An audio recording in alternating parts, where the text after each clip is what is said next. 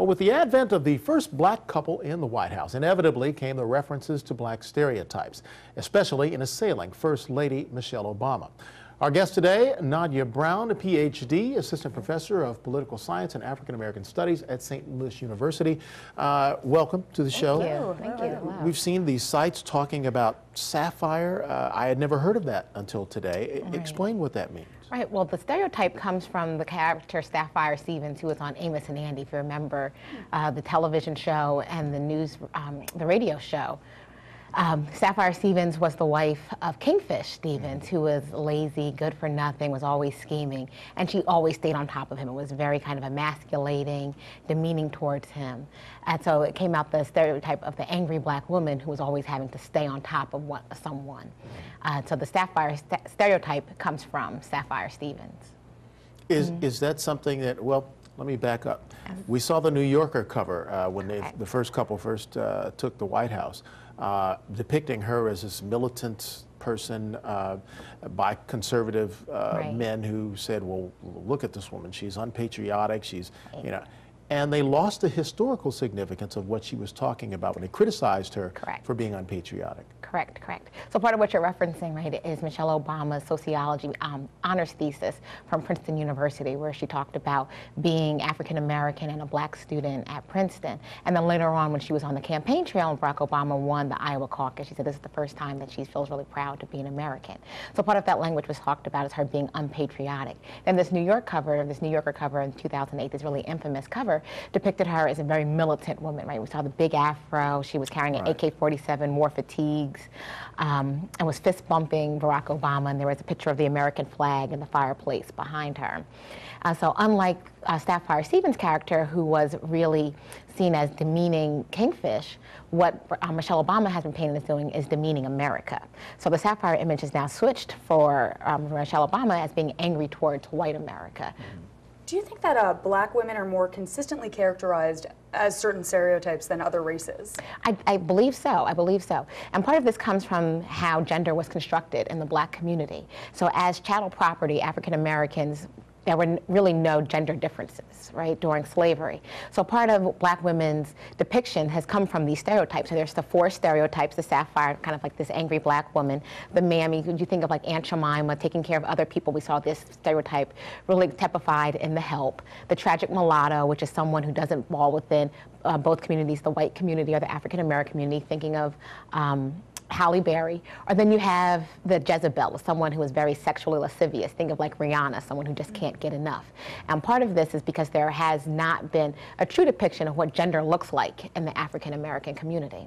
You know, it's ironic that black women have had to be the strength of our community, typically because the men have been emasculated either by law back in the slavery days, or Jim Crow, or during the welfare policies that made us have to stay out of the home.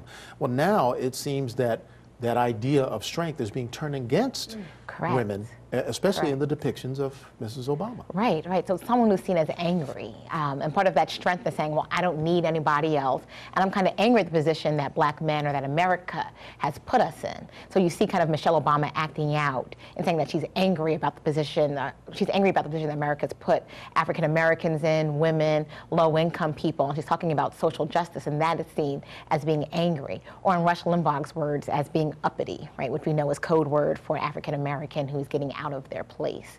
So part of what she's doing with this campaign to end childhood obesity is seen as her getting outside of her place, which makes her seen as an angry, militant black woman. But we never see white folks as uppity. Yeah. Correct. Yeah, really Correct. So you would say that women, they are more unjustly, black women, excuse me, African American women are more unjustly stereotyped than all other types of women?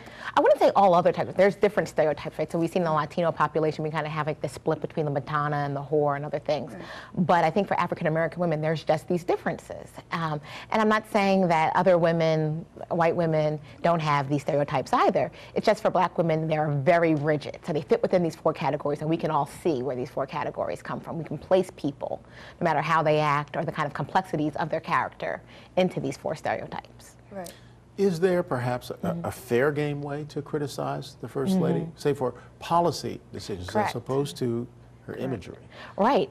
I would say that you can, the same way you would criticize your typical politician, right? Your i.e. white man politician, someone who is seen as devoid of race or gender.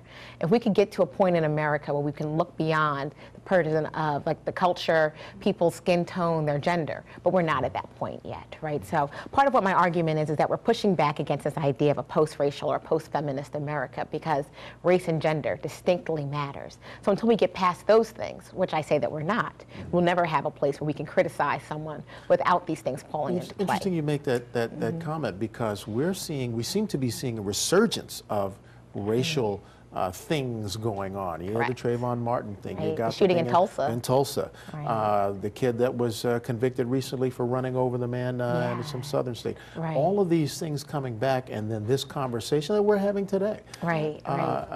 Do you see this, a heightening of this as we get toward the presidential election? Well, I see this not so much as a heightening, but it just we have a different sense of awareness. And I think what really triggers this for me is this idea that we're in a colorblind America. So these things that are happening, we're able to kind of downplay. So these are isolated incidents.